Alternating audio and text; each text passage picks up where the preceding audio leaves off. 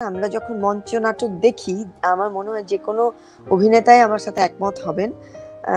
যখন আমরা দেখি অন্যদের কাজ মঞ্চে তখন আমাদের সকল সময় মনে হয় আহা যদি মানে সেই চরিত্রটার কাছাকাছি আমাদের নিজেদের চরিত্রকে আমরা ভাবতে পারি তাহলে মনে হয় আহা ওই চরিত্রটা যদি আমি করতে পারতাম। আমরা দেখে আসছি যে গ্রামে মানুষের দুঃখ কষ্ট বেদনা দুর্দশা এইগুলো আমরা দেখতে পাই অনেক বেশি। তার বাইরে দাঁড়িয়ে রঙের মানুষ আসলে একটা আনন্দের যাপন একটি জনগোষ্ঠী করছে।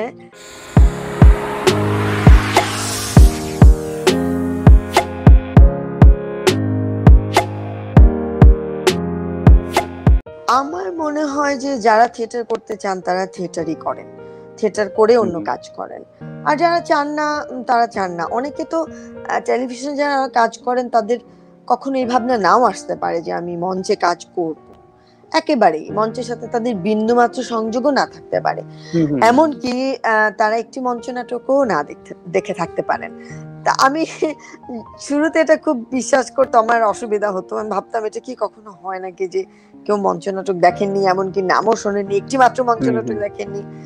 কিন্তু আমার অনেক সময় পরে আমার মনে হয়েছে যে না আসলে এটা সম্ভব এবং একটিও মঞ্চ নাটক না দেখে কেউ টেলিভিশনে অভিনয় করতে পারে। আমি বিশ্বাস করি এখন সেটা, কারণ এটা আমার অভিজ্ঞতা।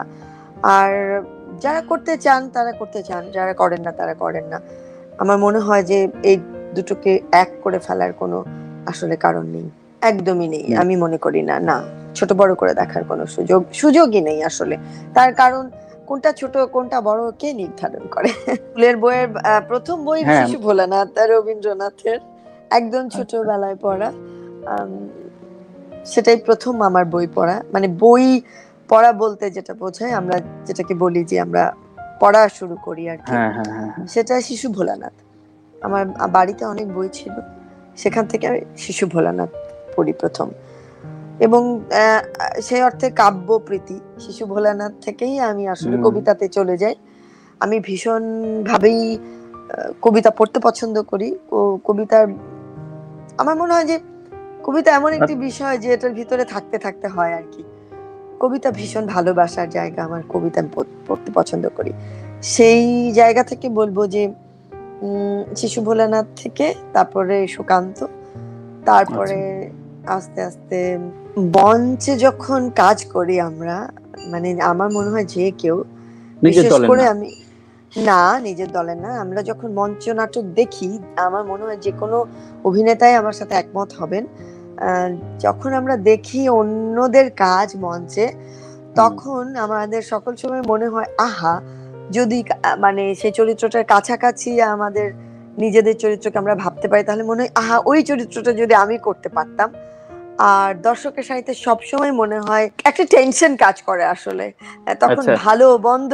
মানে আমি যখন দর্শক হিসেবে মঞ্চ নাটক দেখতে যাই তখন আমার ভীষণ টেনশন কাজ করে, ঠিক হচ্ছে তো, ঠিক হবে তো, কোনো রকম মানে ভুল হবে না তো, কোনো রকম ঝামেলা হবে না তো, শেষ করতে পারবো তো, একটুখানি এদিক ওদিক হলেই আমরা এরকম মানে কি হলো এখন কি হবে। আমি তো এই কারণে প্রথম সারিতে বসে কখনোই মঞ্চ নাটক দেখি না। আর দ্বিতীয়ত যেটি দেখি সেটি মনে হয় যদি এটা আমি নিজে করতে পারতাম। সেই অর্থে তো অনেকের কাজই এমন মনে হয়েছে এবং অনেক চরিত্র আসলে যখন দেখেছি মনে হয়েছে আমি করতে পারলে খুব ভালো লাগতো, এটা যদি আমি করতে পারতাম। এটা হয়, এটা মঞ্চে যারা কাজ করেন তাদের এটা ভীষণ, মানে স্পেসিফিক কোনো স্পেশাল অ্যাক্ট কারো নাম বলা যাচ্ছে না এখন। না সেটা আসলে দরকারও না। তার কারণ যখন থিয়েটার কর্মী হিসাবে দেখি তখন ওটাই আসলে মনে হয় যে আমি করতে পারতাম। তো আলাদা করে যদি এভাবে বলি তো আমরা শুধু তো মঞ্চেই দেখিনি, আমরা অনেক ভিডিওতে মঞ্চ নাটকের কাজ দেখেছি। মাদার কারেজ দেখে মনে হয়েছে এই নাটকে আমি অভিনয় করতে পারতাম, ডলস হাউস দেখে মনে হচ্ছে এই নাটকে আমি অভিনয় করতে পারতাম। এরকম অনেক নাটক আছে আসলে যেখানে দেখে মনে হচ্ছে এই চরিত্রটা আমি করতে পারতাম। টেলিভিশনে কাজ করলে যেটা হয় সেটা হচ্ছে মঞ্চে নাটকে সময় দেওয়া আসলে একটু কষ্ট হয়ে যায়। তার কারণ অতটা প্যাশন না থাকলে সে আবার আসবে, এটা আগে করা গেছে আসলে, অনেকেই কন্টিনিউ করতে পেরেছেন, রিহার্সাল থাকলে এসেছেন, অবশ্যই আছে, সেটাকে অস্বীকার করবার কোনো কারণ নেই, কিন্তু যারা কাজ করতে চেয়েছেন মঞ্চে একই রকম ভাবে, তারা মঞ্চে সময় দিয়েছেন একই সাথে।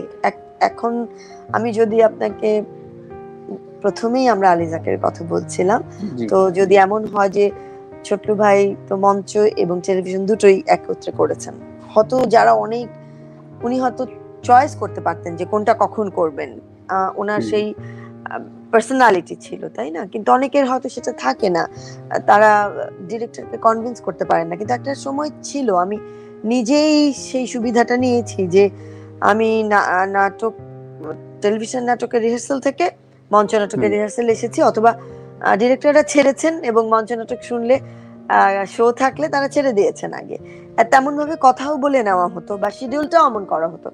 কিন্তু এখনকার পরিস্থিতি একদম ভিন্ন, পথে 4-5 ঘন্টা লেগে যায়, তখন আসলে না এটা করা যায় না ওটা করা যায়। সেক্ষেত্রে সেটা একটা কারণ, অনেকেই সেই সময়টা দিতে পারেননি। অবশ্যই তার সাথে তার রুটি রুজির প্রশ্ন আছে, পেশার প্রশ্ন আছে, যেহেতু এখানে অনেকেই পেশা হিসেবে এটাকে নিয়েছেন, তখন খুব স্বাভাবিকভাবেই যেটা পেশা নয়, যেটা আসলে নিজের তাগিদে করা, সেটাকে হয়তো একটু লেস প্রায়োরিটাইজ করে দেখেছে। আমি বলবো যে আসলে যারা দর্শনের বিনিময়ে নাটক শুরু করেছিলেন, তারা অনেকটা মঞ্চ নাটকে এগিয়ে নিয়েছেন এবং অনেকের নাম বলা যাবে সেখানে। কিন্তু পরবর্তীতে ওই জায়গা থেকে উত্তরণের কথা বহু প্রসঙ্গ এসেছে, কিন্তু আসলে সেই উদ্যোগটি নেওয়া হয়নি কখনো। এমনিতে আলোচনায় বহুবার এসেছে, কেন আমরা, যেহেতু এই যে আমরা উত্তরার কথা ভেবেছি, কখনো কখনো গুলশানের কথা ভেবেছি, এবং যাদের হাত ধরে এটা হতে পারতো, যারা এই কাজটি দীর্ঘদিন ধরে করেছেন, তারা ওই ইনিশিয়েটিভটা আসলে তেমন করে নেননি। নিলে হয়তো, যেমন মহানগর থিয়েটার বানানো হলো এমন একটি জায়গাতে যেখানে দর্শক জানি না, আসলে পরে সেটি পরিত্যক্ত হয়ে থাকলো, তাই না? এই জায়গাটায় করবার সময়ও অনেক কথাই উঠেছে যে কেন অন্য দিকগুলোতে না। তো আমার মনে হয় যে এইখানে যারা আছেন, যাদের কথা শোনা যেতে পারতো, তাদের আরো ভোকাল হওয়া উচিত ছিল, তাহলে এটা হতে পারতো।